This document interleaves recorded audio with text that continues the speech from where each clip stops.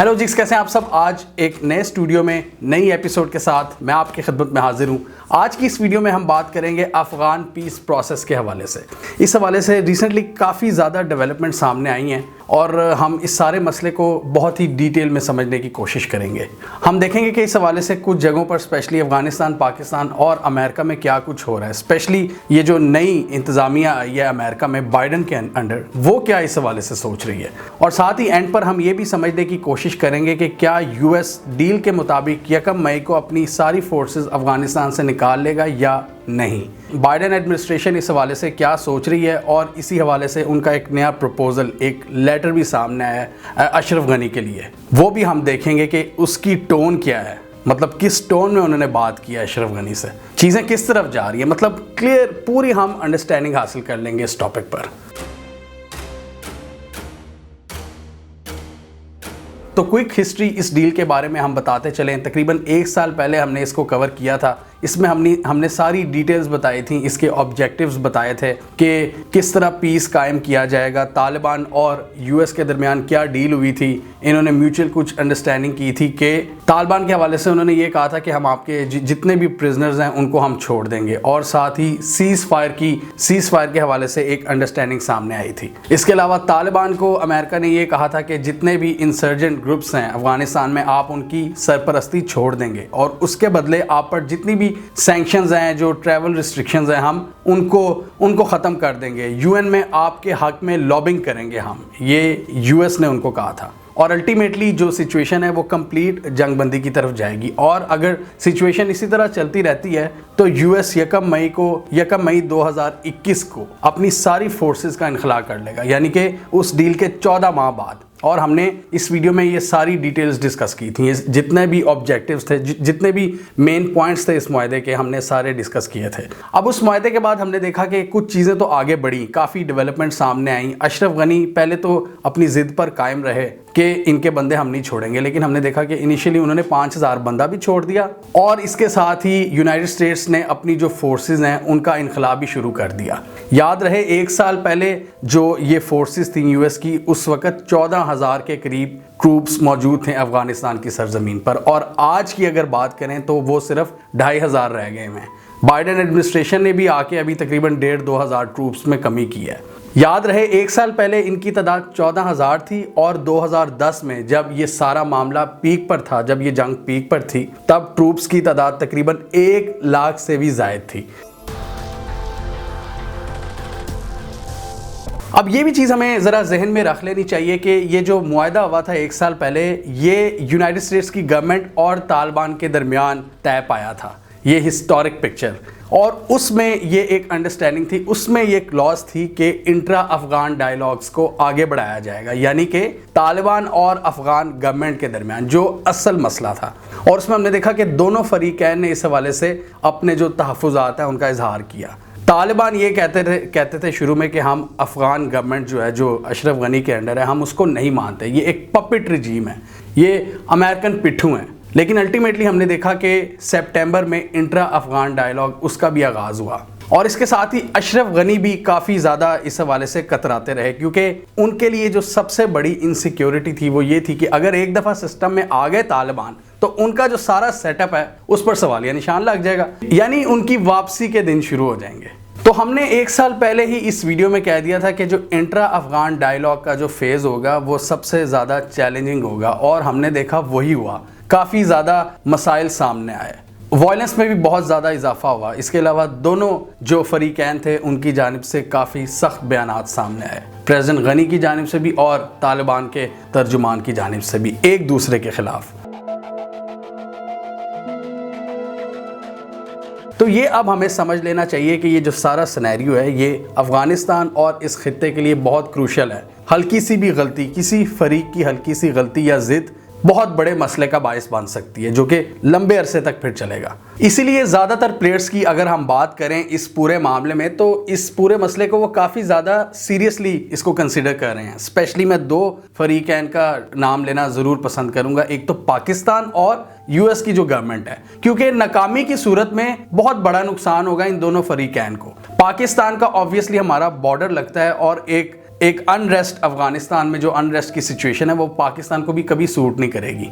और पाकिस्तान का इस वक्त जो एक गोल है इकोनॉमिक सिक्योरिटी पैराडाइम का, उसको अचीव करने के लिए बहुत ज़रूरी है कि अफगानिस्तान में अमन कायम हो, और ये पाकिस्तान क्लियरली बता चुका है। और इसके साथ ही यूएस के भी बहुत यहाँ पर स्टेक्स हैं, बहुत हाई स्टेक्स हैं। वो नहीं चाहते कि एक इसमें इस वक्त जो काफ़ी कुछ समझदार लोग बैठे हैं यूनाइटेड स्टेट्स की एडमिनिस्ट्रेशन में, वो नहीं चाहते कि एक वोलेटाइल अफगानिस्तान, एक जंग में पिसा हुआ अफगानिस्तान, उसको छोड़कर हम यहाँ से चले जाएं। और ऑब्वियसली एक अनस्टेबल अफगानिस्तान पूरी दुनिया के पीस के लिए एक बहुत बड़ा खतरा साबित होगा। तो ये समझदार लोगों को तो इस बात का पता है, लेकिन हमें उन लॉबीज का भी पता है जो जंग को पुश करना चाहती हैं, जो चाहती हैं कि ये जो जंग है ये कभी ख़त्म ना हो, जिसको अमेरिका की तारीख की सबसे लंबी जंग भी कहते हैं, द लॉन्गेस्ट वॉर। वो चाहते हैं अमेरिका इसमें कायम, मतलब इसमें शामिल रहे। और समझदार लोग ये बात समझते हैं कि अफगानिस्तान को इस तरह हम अकेला नहीं छोड़ सकते लड़ाई में। उनके सामने पास्ट की एग्जांपल्स मौजूद हैं। जब सोवियत यूनियन को इन्होंने तोड़ दिया था, उसके बाद खाना जंगी जब शुरू हो गई थी 90s की दिहाई में, कितने बुरे हालात थे जिसके असरात पाकिस्तान पर भी पड़े। और अगर हम ओवरऑल एक सिनेरियो की बात करें तो पूरी दुनिया का अमन ख़राब हुआ 9/11 के बाद। तो ये सब कुछ किस वजह से था कि एक अनस्टेबल अफगानिस्तान। तो एक डिस्टेबलाइज अफगानिस्तान ना सिर्फ अफगानिस्तान के लिए एक बहुत बड़ा खतरा है, बल्कि ये खित्ते के लिए और पूरी दुनिया के लिए एक बहुत बड़ा खतरा है। इसलिए जो अक्लमंद लोग हैं वो इस हवाले से सर तोड़ कोशिशें कर रहे हैं। अभी हम एक खत के बारे में बात करेंगे, एक प्रपोजल के बारे में जो यूएस के सेक्रेटरी ऑफ स्टेट ने अशरफ गनी को लिखा है। ये एक काफ़ी इंपॉर्टेंट लेटर है और हम रिस्पॉन्स भी इसका देखेंगे, लेकिन इससे पहले हम थोड़ा सा समझ लें जो सीरियसनेस है पाकिस्तान और यूनाइटेड स्टेट्स में, ये समझना बहुत ज़रूरी है। ये तारीख का एक बहुत इंपॉर्टेंट मोड़ है जिस पर हम खड़े हुए हैं, इसलिए भरपूर कोशिशें की जा रही हैं। जैसे मैं बार बार मेंशन कर रहा हूं, पाकिस्तान में पिछले कुछ महीनों से काफ़ी ज़्यादा लोग, काफ़ी ज़्यादा ऑफिशियल्स पाकिस्तान में तशरीफ़ ला रहे हैं और पाकिस्तान की जो सिविल मिलिट्री क़यादत है उससे मुलाकात कर रहे हैं सिर्फ पीस के लिए। इसमें अमेरिका की जो सेंटकॉम है, जो इनकी कमांड है, मिलिट्री कमांड है, जो इस एरिए को डील करती है, जिसमें इंडिया शामिल नहीं है, वो भी जनरल बाजवा से मिल चुके हैं। इसके अलावा अब्दुल्ला अफगानिस्तान के डिफरेंट सेक्शंस वो पाकिस्तान आ रहे हैं। और इंटरेस्टिंगली इस पूरे एक साल में जो बड़ी एक बहुत अहम डेवलपमेंट ये हुई है कि पाकिस्तान और अफगानिस्तान की जो गवर्नमेंट थी ना, जिसको पाकिस्तान ये समझता था, और ऑब्वियसली अफगानिस्तान गवर्नमेंट की भी कुछ ऐसी हरकतें थी कि इंडियन बैक्ड एक सेटअप था, तो वो भी थोड़ा बहुत उसमें भी बैलेंस आया है। मतलब उनके भी पाकिस्तान से ताल्लुकात अच्छे हुए हैं। जो अशरफ गनी का सेटअप है, ये एक बहुत इंटरेस्टिंग बात है, और इसकी सिर्फ यही वजह है कि पाकिस्तान में बैठे जो पॉलिसी मेकर्स हैं वो किसी से भी बात करने को अब तैयार है। सिर्फ तालिबान नहीं, बल्कि हर तरह का सेक्शन जो भी अफगानिस्तान में इस वक्त बैठा है, अमेरिका बैठा है। ज़ल्मे खलीलजाद ने इस वक्त अपना पूरा जो प्रोसेस है निगोसिएशंस का उसको दोबारा शुरू कर दिया, और अभी रिसेंटली बाइडेन गवर्नमेंट ने पहला ऑफिशियल राब्ता किया है तालिबान से। ये सारा चीज़ हमें बताती है इस मामले की सीरियसनेस, ये कितना क्रूशल मैटर है। इसके अलावा कुछ एक्सपर्ट्स ये भी कह रहे हैं कि अमेरिका इतना ज़्यादा सीरियस है कि पाकिस्तान और भारत के दरमियान LOC का सीज़फायर जो मुआहदा जो रीन्यू हुआ है उसमें भी अमेरिका का हाथ है। मतलब अमेरिका चाहता है कि पाकिस्तान टोटली फोकस रहे अफगानिस्तान पर, मतलब कोई भी दूसरा एक्टर उसको तंग ना कर रहा हो। मतलब ऑब्वियसली ये वैसे तो कई लोगों को शायद बात अच्छी ना लगे कि एक दूसरा मुल्क क्यों डिक्टेट कर रहा है पीस, लेकिन जो रियलिटी है वो हमें यही बताती है कि ये पॉसिबिलिटी हाई है, क्योंकि ऑब्वियसली अफगान पीस डील के हवाले से जो डेडलाइन थी 1 मई की, वो अब सर पर पहुंच चुकी है, और इस पर अगर आप कोई डिसीजन नहीं लेते तो एक बहुत बड़ी तबाही का ये बाइस बन सकती है।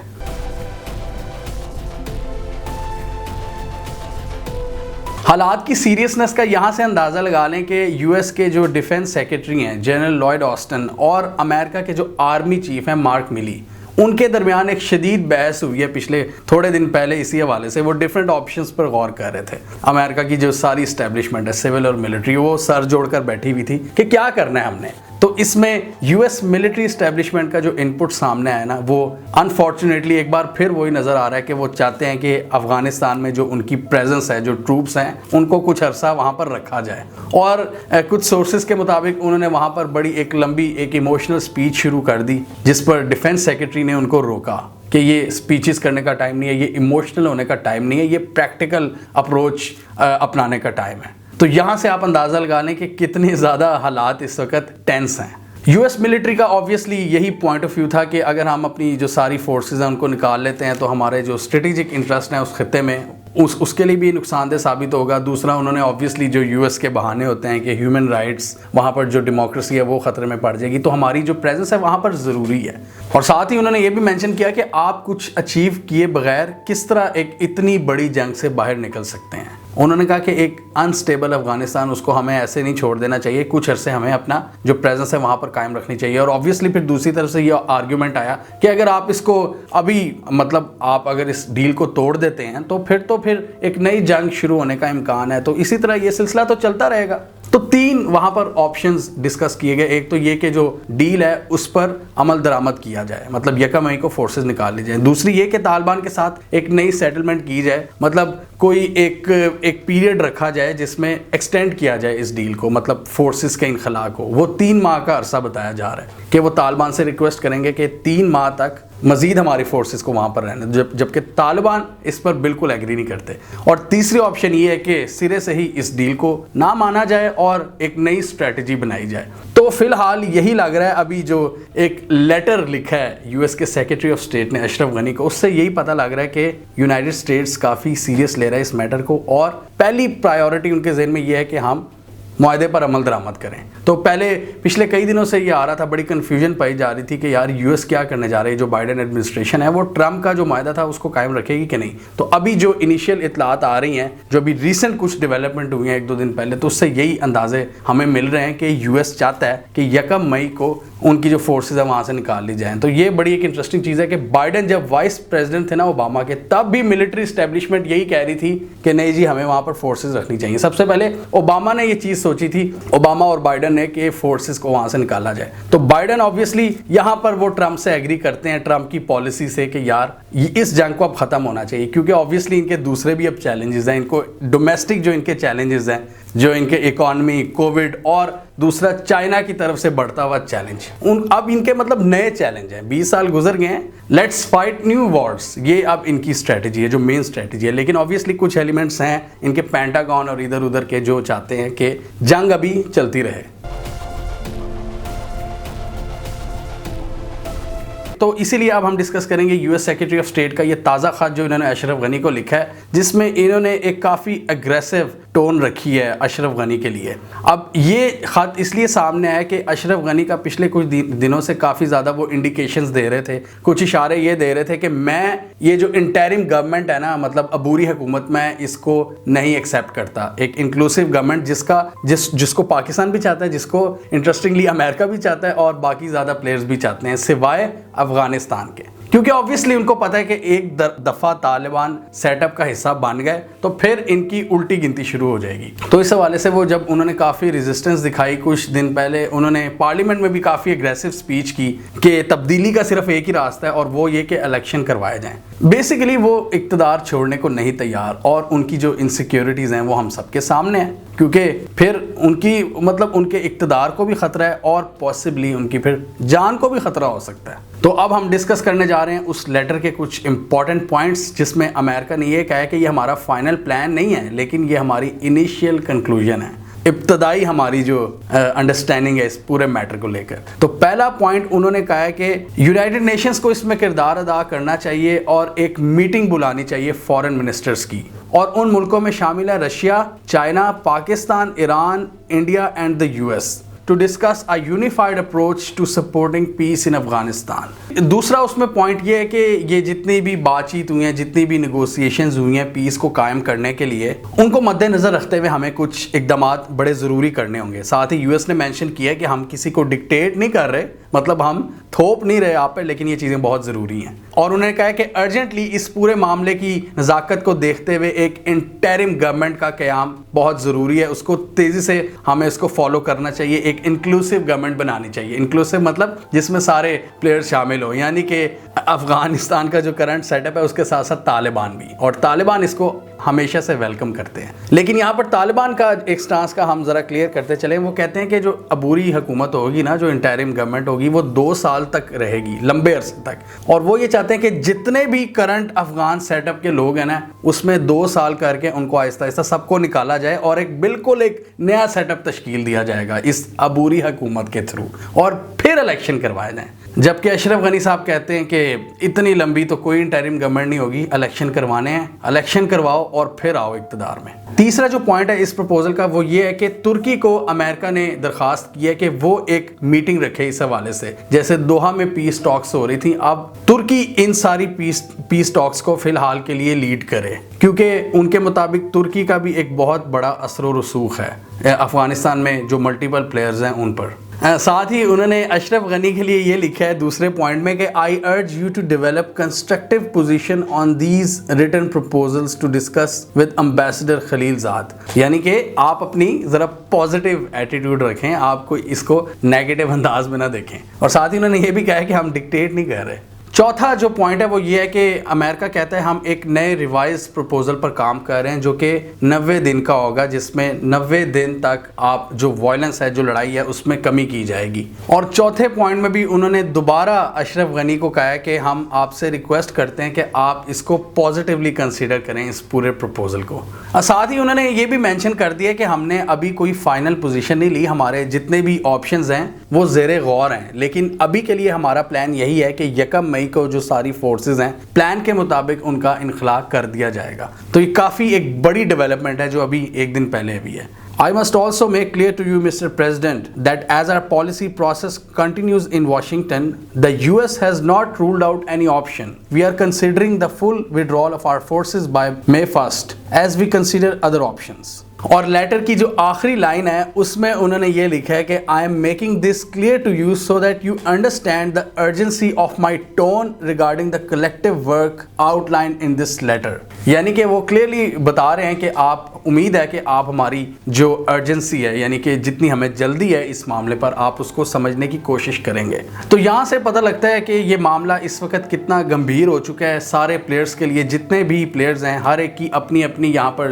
रिजर्वेशंस हैं। पाकिस्तान के लिए पीस का मसला है, अमेरिका का भी तकरीबन, पाकिस्तान और अमेरिका का यहाँ पर जो इंटरेस्ट है वो कॉमन है, नो डाउट। इसके अलावा मज़े की बात है यहाँ पर जो राइवल ब्लॉक्स हैं उनके भी इंटरेस्ट यहाँ पर आकर शेयर हो रहे हैं। अमेरिका ने खुद ईरान का नाम लिया है कि वो भी इन नेगोशिएशंस में शामिल होगा। मतलब ये वो एक ऐसा मामला है जिसमें ईरान और अमेरिका जैसे दुश्मन वो भी इकट्ठे हो रहे हैं इस पूरे मामला को हल करने के लिए, और चाइना और रशिया भी। मतलब ज़्यादातर वही कंट्रीज़ हैं जिनके अमेरिका से बड़े सर्द ताल्लुकात हैं, लेकिन इस मामले पर सारे इंटरेस्टेड हैं यूएस के साथ काम करने के लिए, क्योंकि ऑब्वियसली सारे देख रहे हैं अपना अपना इसमें हिस्सा जब यूएस इस इलाके से चला जाएगा। रशिया के भी काफ़ी ज़्यादा इसमें स्टेक्स हैं अफगानिस्तान में, उसको हम फिर किसी वीडियो में डिस्कस करेंगे। इंडिया के अपने मसाइल हैं, इंडिया की अशरफ गनी का जो सेटअप है उसके साथ काफ़ी ज़्यादा दोस्ती है और कोई ख़ास सेक्शंस नहीं है इंडिया के वहाँ पर जो इंडिया के दोस्त हों। हमने इस वीडियो में डिस्कस किया था कि इंडिया की गेम अब काफ़ी हद तक ख़त्म हो चुकी है। इसके अलावा अशरफ गनी के जो तहफ़्फ़ुज़ात हैं वो भी अपनी जगह पर कायम है। उनकी एक बहुत बड़ी इनसिक्योरिटी है कि एक दफ़ा तालिबान आ गए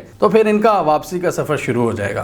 तालिबान की अगर बात करें तो सबसे इंटरेस्टिंग अप्रोच उनकी है, वो कहते हैं कि भाई जी हम पीस का जो सारा प्रोसेस है हम उसको पुश नहीं कर रहे, हम अगले 20 साल भी लड़ सकते हैं। तो वो कहते हैं ये आप पर डिपेंड करता है कि आप कितनी जल्दी पीस प्रोसेस को फाइनल करते हैं। हम तो लड़ने को तैयार हैं, लेकिन हम अफगानिस्तान के अवाम के लिए, अफगान अवाम के लिए हम जंग बंदी के लिए तैयार हो जाते हैं। हमें कमेंट सेक्शन में बताइए कि आपके ख्याल में अमेरिका अफगान पीस डील के मुताबिक 1 मई को अपनी फोर्सेस का इनखला अफगानिस्तान से कर लेगा, या आपके ख्याल में एक बहुत बड़ी कोई गंभीर सूरत हाल वो कुछ डेवलप हो रही है और आने वाले दिनों में हालात काफ़ी ज़्यादा ख़राब हो सकते हैं और ख़ित्ते की जो सिक्योरिटी की सिचुएशन है वो ख़राब हो सकती है, या मामलात खुश असलूबी आगे चलेंगे? आप क्या समझते हैं इस हवाले से? कमेंट कीजिए। इसके अलावा हमारा यूट्यूब चैनल सब्सक्राइब कर लें और साथ ही वो बेल आइकॉन भी दबा लें ताकि वो स्टोरीज़ दुनिया भर से, पाकिस्तान से, जिनकी मेन स्ट्रीम मीडिया पर प्रॉपर कवरेज नहीं होती, हमारे प्लेटफॉर्म के थ्रू आप तक टाइम पर पहुँच जाएँ।